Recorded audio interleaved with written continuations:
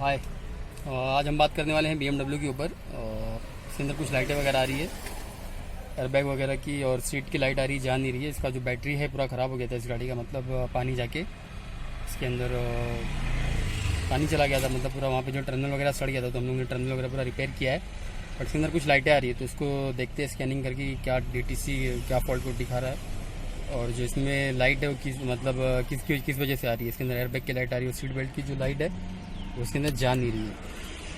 तो सबसे पहले इसको स्कैनिंग करते देखते क्या फॉल्ट कोड दिखा रहा है।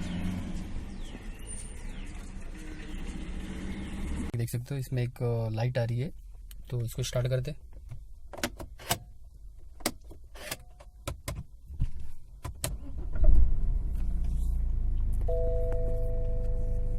इसके अंदर जैसा कि देख सकते हो कोई लाइट नहीं आ रही, सिर्फ एयरबैग की लाइट आ रही है और सीट बेल्ट की लाइट आ रही है, और सीट बेल्ट यहाँ पे लगा हुआ है, देख सकते हो दोनों साइड का, बट ये लाइट जा नहीं रही। तो इसको स्कैनिंग करते देखते पहले फॉल्ट कोड क्या दिखा रहा है इसके अंदर, और इसका जो कनेक्टर है यहाँ पे लगता है।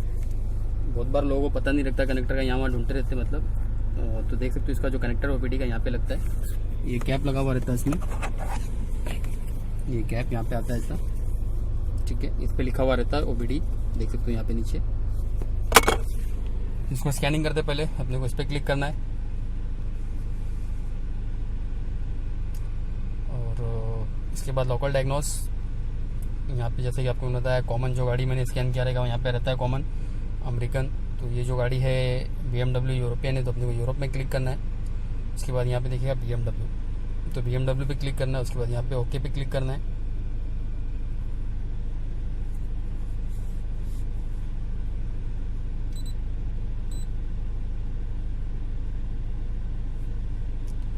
इसमें बहुत सारे ऑप्शन है, special function, coding, programming, manual select. अगर आप मैनुअल सेलेक्ट करते हो तो इसमें आपको चूज़ करना पड़ेगा गाड़ी कौन सी, 3 सीरीज़ है, 2 सीरीज़ है, 5 सीरीज़ है, X मॉडल है, क्या है।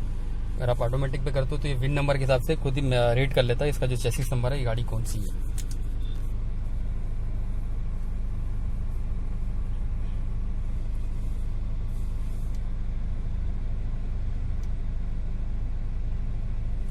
पॉज कर देंगे।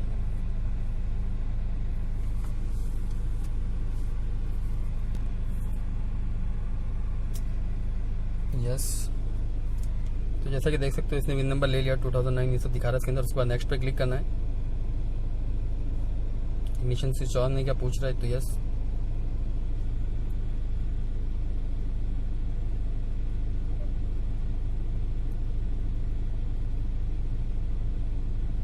वायर तो नहीं खींच दिया लोग यहाँ पे, वायर तो नहीं टूट गया निकालने में लोग यहाँ से और पीछे। इसके लिए तो बोला सीट पे ये सीट निकाल के दे देते हैं। सीट पहले बैटरी चेंज करने से पहले सही था ना, ये लाइट नहीं थी ना, कि नहीं था पहले, नहीं था ना। बैटरी चेंज करने के बाद है।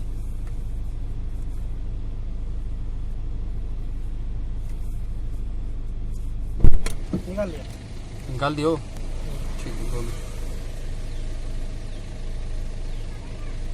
सीट खोलने के लिए खुल जाएगा 5-10 मिनट में ना। वो वायर यहीं से आया हुआ है ना, पतला वाले दोनों,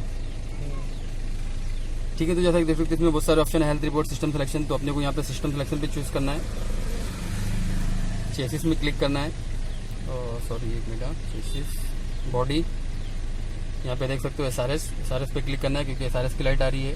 अगर चेक इंजन लाइट आती है तो पावर ट्रेन में क्लिक करने का रहता है, पावर ट्रेन। और अगर ABS वगैरह की आती है तो बॉडी पे क्लिक करने का। तो इस पर क्लिक करते, रीड फॉल्ट कोड।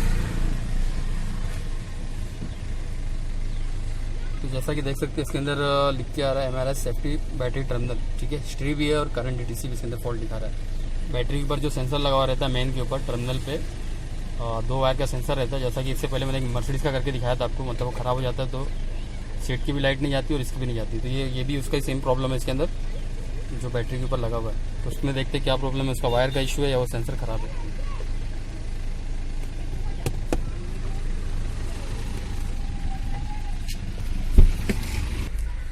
तो ये इसकी बैटरी का लोकेशन है यहाँ पे,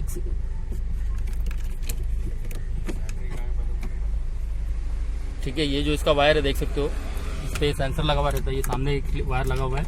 इसका टर्मिनल अगर ये ख़राब हो जाता है, ये जो मेन टर्मिनल है, ठीक है, वो मिलता है अलग से, वो अगर ख़राब हो जाता है तो ये शो करता है। देख सकते हो ये जो वायर है यहाँ पे लगा हुआ रहता है सामने।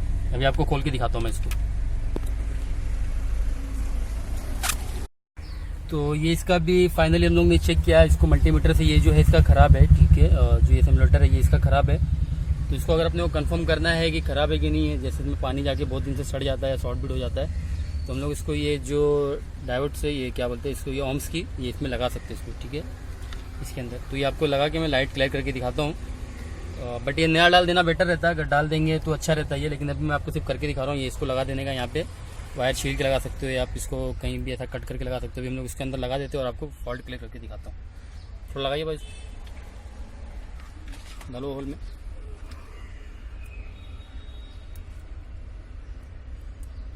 ऐसे ही था ना, लेफ्ट साइड, बाहर साइड टच जो नहीं हुआ, ठीक है। अभी ये लगा लिया, आपको फॉल्ट क्लियर करके दिखाता हूँ मैं।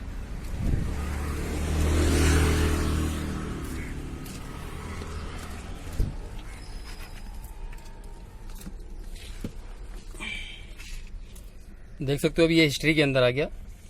MRS सेफ्टी बैटरी टर्मिनल जो है अभी ये हिस्ट्री में आ गया। पहले क्या था, करंट DTC था, राइट, बट अभी लाइट गई नहीं है। अभी मैं इसको फॉल्ट क्लियर करता हूँ, लाइट तुरंत चली जाएगी। देख सकते हो, इसको बैक किया, क्लियर फॉल्ट,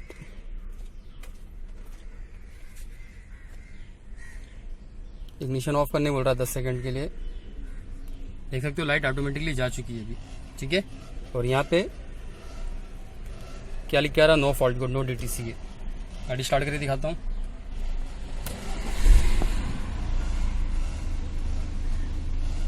ठीक है, एयरबैग की लाइट गई है, देख सकते हो अभी एयरबैग की लाइट नहीं आ रही, हैंड ब्रेक की लाइट दिखा रही है इसके अंदर। और ये बेल्ट निकला हुआ है यहाँ पे, सीट बेल्ट की लाइट आ रही है, कोई भी लाइट इसके अंदर नहीं आ रही है अभी। सीट बेल्ट की सीट